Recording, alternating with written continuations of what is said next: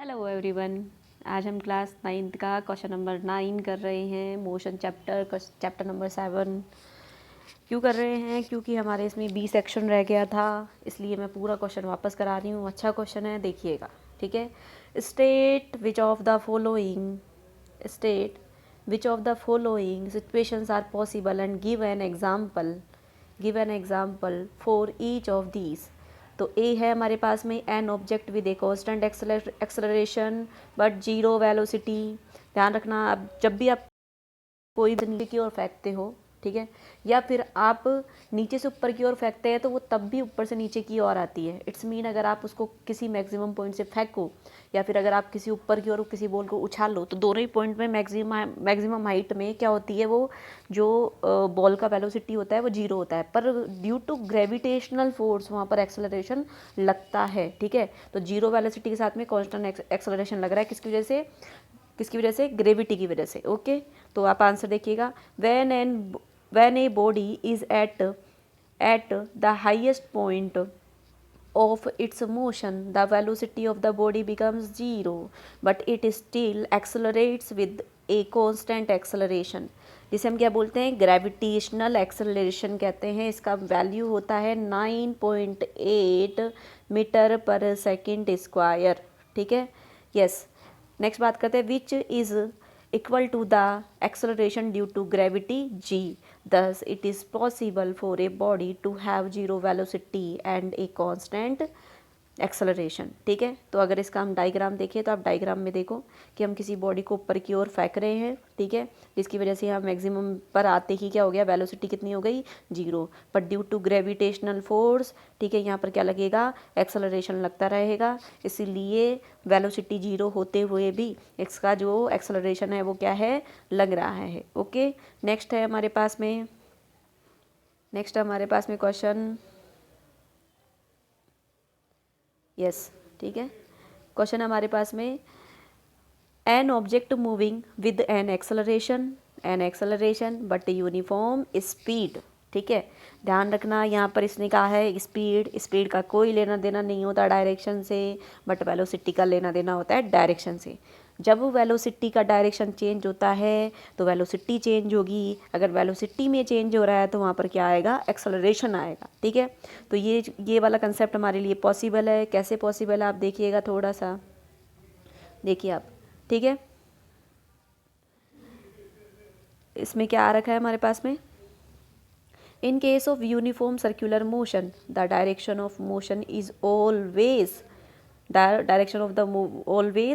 Along the tangent. Tangent क्या होता है कि जब भी हम कोई सर्कल ड्रॉ करते हैं, ठीक है, जब भी हम कोई सर्कल ड्रॉ करते हैं तो उस पर टच होते हुए, उसकी सरकमफेरेंस पे टच होते हुए अगर कोई लाइन जाती है तो उसे हम क्या बोलते हैं? टेंजेंट बोलते हैं।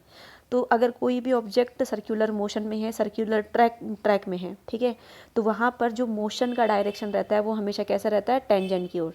जैसे हम इस ऑब्जेक्ट को कुछ इस तरीके से घुमा रहे हैं, ठीक है, तो इसका जो टेंजेंट रहेगा इधर की ओर रहेगा। ठीक है, तो हमेशा टेंजेंट में रहता है।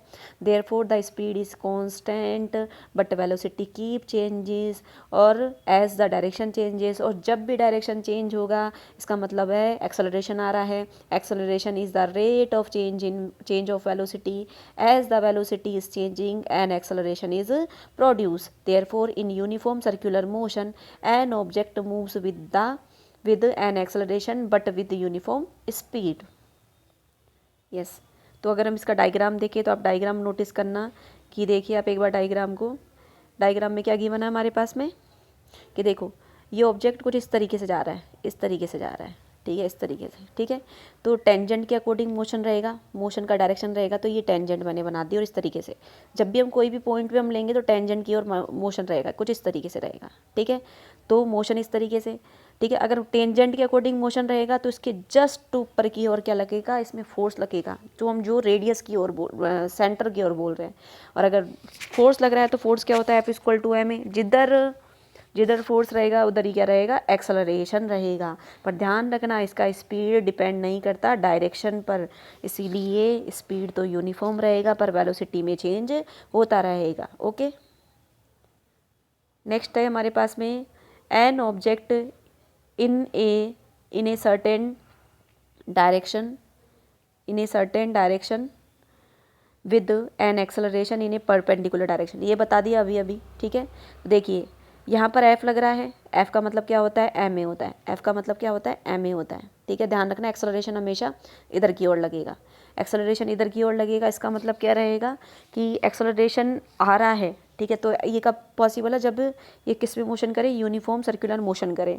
इन the direction of body is always perpendicular the acceleration of the body, the acceleration of the body is along to the radius, radius इधर ही तो होती है, ठीक है, radius, while the direction of the body is along the tangent, radius is perpendicular to the tangent, thus acceleration is perpendicular to the direction। इस तरीके से हमारे पास में क्या आ जाएगा, इसने क्या बोला अभी कि भाई इसका जो एक्सेलरेशन रहता है वो किसके अलोंग रहता है, रेडियस के अलोंग रहता है।